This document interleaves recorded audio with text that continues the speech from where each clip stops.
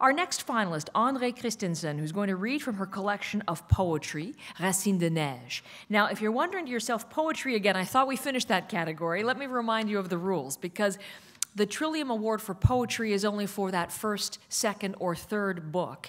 Any more than that, and the author immediately moves into the traditional award category. So that's the case with André Christensen.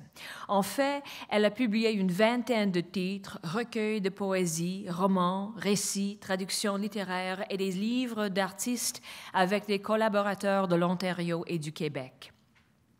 Certains de ses ouvrages ont été traduits en anglais et en roumain. Son premier roman, Depuis toujours j'entendais la mer, a remporté plusieurs prix importants, ainsi que d'être nommé pour le prix Trillium en 2008. Avec ce dernier recueil, André nous invite à pénétrer dans son jardin, source de méditation sur le visible et l'invisible. Le jury a rendu hommage à ces poèmes ciselés qui captent la joie et le plaisir du rapport avec la nature, qui évoquent la sérénité, la richesse et la profondeur du geste de semer et de récolter et expriment de façon lyrique l'amour. Je vous présente André Christensen.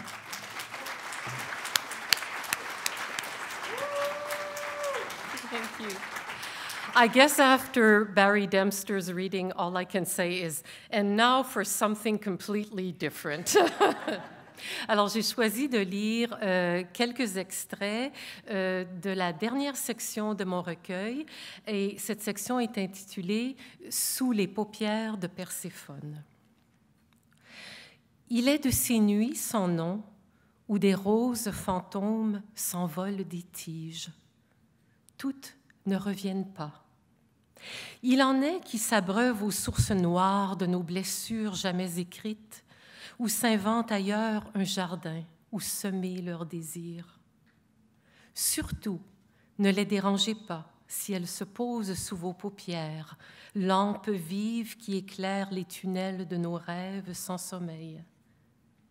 Si elles venaient à réclamer la danse chamanique des abeilles nocturnes qui butinent des transes de miel, bâtissent des ruches de feu à haute vue, revêtez leur masque de lumière, éprouvez leur vertige d'or vert, et sous la neige, vous entendrez battre votre cœur de terre.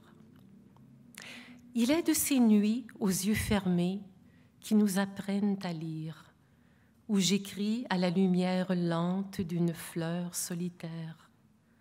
Éteignoir, mes doigts d'aube trempés de rosée.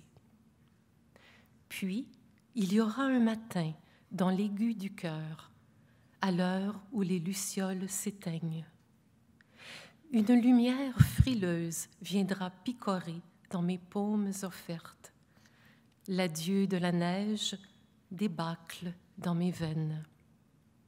À fleur d'âme, l'instant émeraude, où l'hirondelle s'envolera de mon front de salive et de boue pour signer le printemps. Une campanule hâtive sonnera les laudes de tous les possibles. J'oublierai mon sexe, mon âge, mes mains, vierges sages aux voiles inutiles. Je ne me reconnaîtrai plus dans ce paysage translucide. J'avancerai une forêt au bord des lèvres. Je cueillerai mon nom sauvage encore assoupi dans le perce-neige de l'éternel retour. À tout vent semé, mes feuilles aux cygnes verts. Accueilli en pleine page, le chien dent rebelle qui poussait dans les marges. L'arbre musicien, planté dans mon oreille, m'invitera à m'égarer dans la frondaison des oiseaux, à ramper dans l'herbe bleue sans nuages. À fleur d'eau, branchies en feu, je féconderai la boue du nénuphar qui médite aux fêtes de la lumière. À fleur d'air, bourche bourdonnante de mots simples et nus. Semée dans les sillons de mes paumes, la prophétie de la verveine, la mémoire du myosotis, le pacte de sang du pavot. À fleur de terre, mes épaules se déplieront dans un frisson de couleurs, ventre ouvert jusqu'aux racines, uni à l'espace qui me respire. Ainsi, je serai devenu jardin, là où tout se tait pour mieux percevoir dans l'écho de la beauté l'inaudible du commencement. Merci.